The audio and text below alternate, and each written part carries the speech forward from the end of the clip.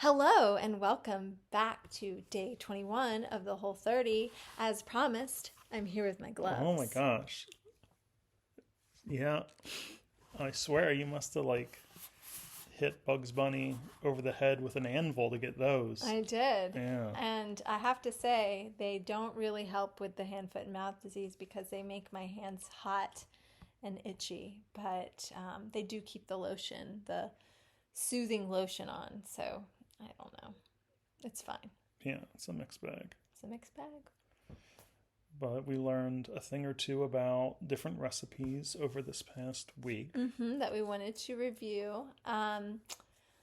Josh, what was your experience with the lamb that we procured from the halal meat Yeah. market? So, getting the lamb and cooking the lamb, that was all well and good. But eating the lamb, that was not as, and I think it's because I just lack the culinary experience to like prepare it well, and so I wound up butchering it. But not literally. And Second day. yeah, it was bad. It was very gamey, and I think it was like maybe too bloody or something. I'm not entirely sure what I did wrong. We also learned there's two different kinds of chops. Two different, yeah. So lamb chops is like a vague term. You specify whether it's a loin chop or a rib chop or whatever the other expression is, but there's multiple kinds, and that makes a difference. And we determined midway through the recipe that they wanted us to grill the lamb chops, and we didn't have a charcoal grill. Yeah, that So made there a were a difference. lot of Variables. and I don't eat meat, so Josh had to suffer through consuming the subpar product all alone. It's true. Yeah.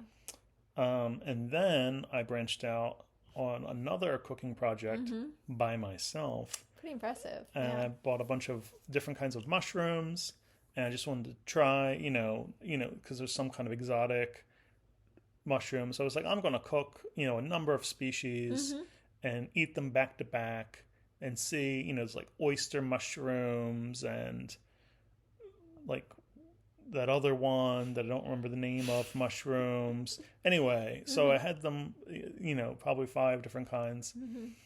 And I learned that the good old fashioned portobello is the best tasting mushroom. And so if anyone has any curiosity about this, just Stick with that oldie but just goodie. stick with the portobello. Do yourself a favor. And you said your second favorite was the baby Bella. The baby bella. So yeah, There you go. just straight down the middle of the road right there, the mushrooms. Yes, I am a very vanilla mushroom person, apparently. It'll save you money. Yeah, it certainly will. Those specialty mushrooms can get pricey. Indeed. That was a good experience, though, and I successfully cooked them. So I'm getting better at cooking, apparently. Yeah. I had wanted to ask you so before the Whole30, how many nights a week would you cook, or tell me how often you'd cook in a month. Yeah, that's so. If you're talking about using the microwave, then I could brag that it's multiple times a week. I can make a plate of nachos, or I could heat up some chicken tenders, Yeah. or you can even poach an egg in the microwave. It's amazing what you can do with that microwave. true. I've learned from It's Josh. I'll revise my question. Incredible How machine. often were you cooking using either your stovetop or oven before the Whole30? Almost never. Had you used the stovetop or the oven here in this apartment, which you've been in for 6 months, before the Whole30? I might have done it to make that Thanksgiving dish. Oh, okay. So once. That's the time Yep. that's come into my mind. A delicious green bean casserole. I may have broiled or fried steak from time to time. Gotcha. Okay. But So- that's rare. It's fair to say Medium rare. once per month at most. Yes. And now that you are doing the Whole30, how often have you been cooking? Every week. Every week. Yeah. Okay. Yeah, Sunday's a busy day. So it's an inconvenience. It's taken us time. Mm-hmm. Has there been any positive result from the cooking process? Yeah, it's a new talent, a new skill set, which I value. And if I ever get lost in the forest, I'll probably still pick the wrong mushroom and poison myself accidentally. But I feel a little bit more capable about these things than I was before. Yeah. Yeah. I've enjoyed doing the meal prepping, even though it has been time suck. It's satisfying to plan something for the week and get it ready, and I like when eating out or like ordering in is somehow special versus like the only way to feed ourselves. Mm-hmm. So this, and I do have that more at my other household where it's like more of a special. But as a sole occupant of this home and someone who doesn't cook, you're pretty reliant on establishments for food. I am. They're well established, and so it's easy to put my faith in them.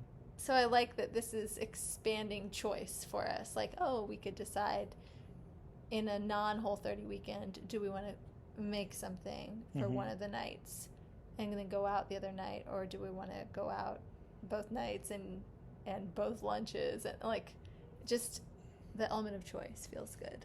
Yes, absolutely. It's empowering. Yeah. I do want to confess that I accidentally selected a dressing at Yama's tonight, which was not Whole30 compliant, and I realized almost at the end of my meal that the dressing had chickpeas in it, and it sure was delicious. Yeah. Oopsie daisy. So you get a pass. These things happen. Yeah, it's fine. I'm not going to make you restart the diet. Oh my gosh, 21 days But in. I do want to note that I lasted longer than she did. Oh my gosh, cruel. Yeah. Unusual punishment. What else did you want to tell us about, Josh?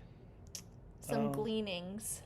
Yeah, so I've had a number of like moments where I could distinguish between a craving versus like true hunger. Mm-hmm. And even like in the midst of eating, I could sense that I'm not actually hungry anymore, but I could choose to keep eating anyway because it tasted good, but like stop myself earlier than I may have without this wisdom, so that I'm not like sick later. And so I'm trying to find that happy place in between satisfying hunger and then having a little extra taste of something that's delicious. And it's a work in progress.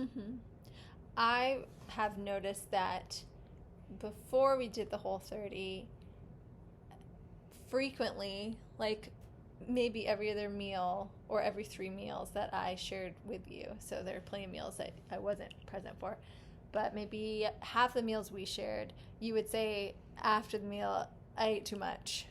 And I haven't heard you say that. So that means either you're so malnourished from this diet that no matter how much you eat, you don't feel full, or that because it's not as craving driven, like the foods aren't triggering that overeating tendency. Yeah, it's not particularly exciting.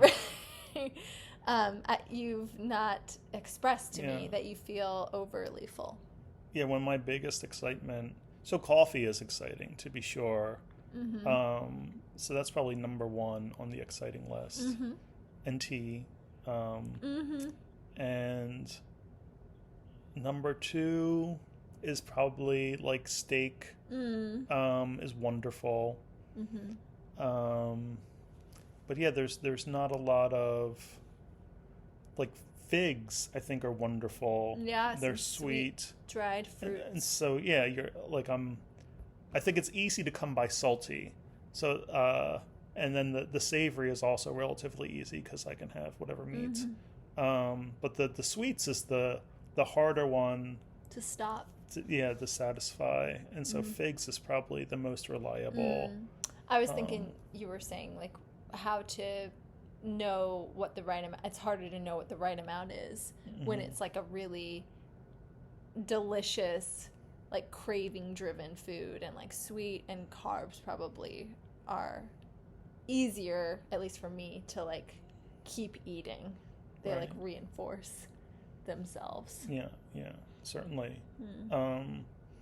But have you gleaned any knowledge about your internal states? Mm. I think it's reinforced my understanding of sweets and carbs as the like no break foods, and I probably missed dairy more than, like, I think about dairy more than any other food I'm not eating right now, and that communicates to me that I really like it, Mm-hmm. and that it fills an important gap in my diet. But I don't know if it's like the best way for me to be filling it. But I haven't found a replace. I haven't found the thing that takes the place of cheese for me on this diet. So that's Right. the one thing I find myself missing. Like, I wish I could have a hunk of cheese right now, because Right. that's fat and protein, and it's like savory, tasty in this way that it's just hard to recreate. I agree. But pretty soon now we'll be able to start reintegrating Oh things. yes, our reintegration And that's exciting. protocol will begin next Tuesday. And guess what we get to start with? Josh is very excited. Whiskey. Yeah. That's what I'm starting with. So non-gluten Oh my gosh. alcohol, so non-beers is the first optional reintroduction. Actually, the first is sugar, but the Whole30 gurus were explaining that very rarely do people just crave sugar. They crave sugar fat or sugar Right. carb combos. So we're not going to reintroduce like sugar packets to try to isolate and try alone. Right. So Josh will try whiskey and see how that agrees with him. Also interesting, the way they explained the reintroduction, you start with the safest foods first and then progress. So like the last foods you introduce are like the most gluten. addictive and the worst for your body. They don't say most addictive. The worst Nice for your body. Try, Josh. The worst foods, right? That's the way it's described. And so The most likely to have like allergic or inflammatory responses. there you go. Yeah. So whiskey's the safest food according to Oh, Whole30. Yep, that's right. From the mouths of babes. Okay. I mean, it's not the end-all be-all diet, but they did get a couple things right.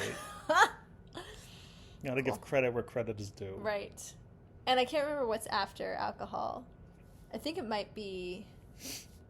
I wish it would be dairy. Nuts, legumes, right? Legumes. Yeah. Oh, we get in on that peanut butter Peanut and butter. like the lentils, which Oh I my can't gosh. say I've really missed any of that very much with The peanut butter. almond butter. Almond butter is expensive, but just as delicious. I'm still partial to peanut butter, I think. Okay. Yeah. I think that covers it. Yes. So exciting times ahead. We're 1 week away from... I'm 1 week away Completion. from my first drink in 30 days. How does that feel? Odd. Yeah. Yeah. Have you done that since you started drinking? Well, yeah. I'm sure. I'm sure. Okay. Yeah. All right. No one's keeping count of these things. Okay. Cool. So exciting times ahead. Yay. Yay. All right, everyone. Bye. Bye.